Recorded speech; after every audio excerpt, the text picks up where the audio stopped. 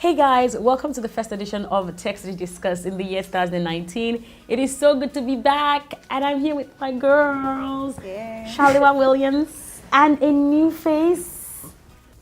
My name is Onyinye. It's so good to have you on the show, Onyinye. Thank you. My name is Bella Koji. I'm Shaliwa Williams. Welcome to TechCity Disqus. Alrighty, so it's great to be back. I need to just ask before we go on, when is it acceptable to stop saying Happy New Year? First week in March. Right? How about you? What do you think? February for me. Yes. I think I'll go with March as well, so I guess March wins. Yes. The year has kicked off on a very interesting note, as usual, and the tech ecosystem is not left out. Now, last year on TechCity Disqus, in fact, we talked about some interesting updates that WhatsApp had, the Mark Zuckerberg-owned WhatsApp, and this year they are not resting on their oars. In order to stop and curb the spread of rumors on WhatsApp, the platform has now gone ahead to limit the number of people you can forward messages to. Now, last year in India, July precisely, they were able to reduce the number of people one could send a message to around 5. However, other parts of the world, it was still around 20. And one of the reasons was because over in India, there were some violent incidents that happened that also made people get on their WhatsApp platforms to share rumors that were inflammatory and that were inciting the public.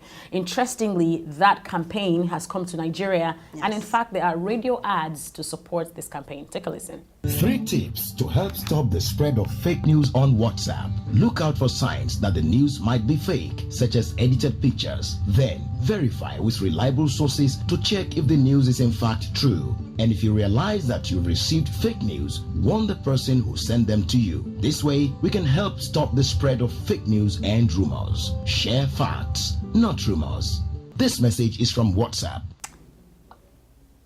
What more can I say? The reason why WhatsApp is making it just 5 people you can forward messages to on the platform is because as far as they are concerned, that is a reasonable amount of number of people that you have in your close circles as per friends and family. And I think in one way or the other, because of the interesting times that we are in, maybe as the world end times are near.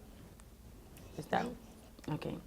They want to, as much as possible, quell the potential that some of these fake news and rumors, go. And I think it's a really good one. And people are asking that because WhatsApp is owned by Mark Zuckerberg, it should replicate the same action on Facebook. I'm not sure how far they will go on that, but I want to hear your thoughts on WhatsApp limiting the number of people you can forward a message to 5.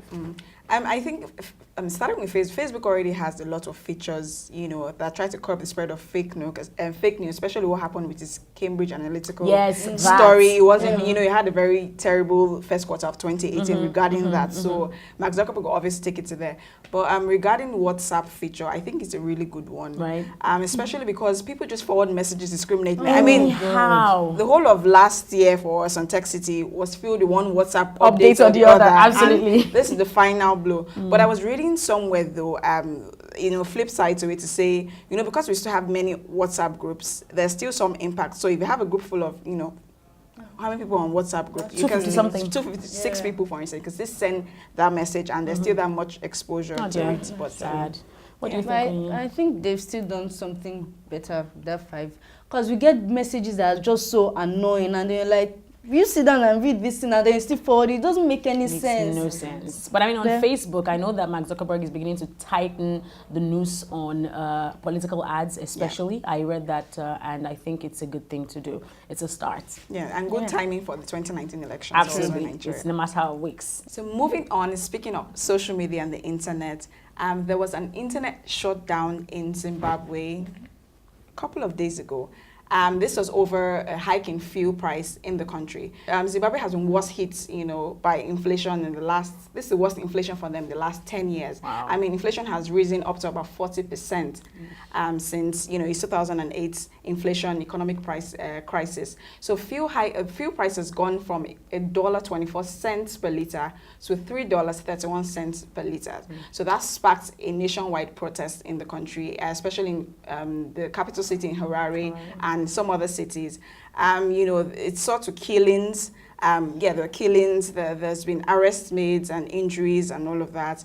And the spokesperson to the president, that's President Emerson Mnangagwa, admitted to the government actually shutting down the internet to protect innocent and ordinary citizens of the country from issues of terrorism and all of that. So, but what this did was that, aside shutting down the internet so that people didn't, videos weren't spread all over the country and all of that, a country that is going through so much inflation and needs all of that actually had online transactions shut down. I mean, people make money online, so the internet was shut down. Businesses couldn't, work and all of that. It's really terrible, and it's saddening because it happens not just in Zimbabwe, but it's happening in other African countries like the Republic of Congo, in Ethiopia, in Togo, even in Cameroon, our next door neighbors. So the fact that the government has so much autonomy, and the internet basically just gives everyone like freedom of speech. So it's. I think even more, it also helps the international community know what's happening. Exactly. Because they don't have soldiers in quotes. But they were dragged to court actually by the Zimbabwe unit of Media Institute of Southern Africa and Zimbabwe Lawyers for Human Rights, and the court has ruled in favor. So the advocacy group has the upper hand on it. Internet 1, Zimbabwe 0, I guess. Now speaking on internet, the new Twitter trend, jewa KNG. We're sorry. jewa KNG, which is South African language, which also means what's eating you up. Right. The tweet started, and then most people are taking it serious, and then some people are taking it as fun, linking it to politics, to tech, family issues, relationships, blah blah blah blah, and business too. What's eating you up? jewa KNG. What is eating me up? I think it's the fact. This might be a bit deep, and I will, bother on the political and personal, angles. I think it's the fact that our elections are in a few weeks, like Sashaliwa mentioned, and it's sad because the incumbent is very, very confident that they will return, and the Nigerian electorate might prove them right. That eats me up so much. You have no idea how much. And you too. I mean, funny enough, if I had to piggyback on what Bella just said, something occurred to me. So what's eating me up is that a lot of the candidates from the relatively unknown parties, not the two major parties, are promoting themselves over their parties. I mean, it sounds a bit crazy, but I would think, and I'm just going to say right here, I would think that the more of their strategy for the billboards, I know the other two parties are really known, so their faces can be everywhere. I think they can have more of their billboards just showcase their party logos and for that to be in everyone's face, so that we can, make the necessary change that I want to during the election. So that's what's eating me up. They need to change their strategy. The other candidates. What's eating me up? Is it just me or this traffic in Lagos, right? in morning is freaking annoying. That's a good one. It's January. People that travel are back.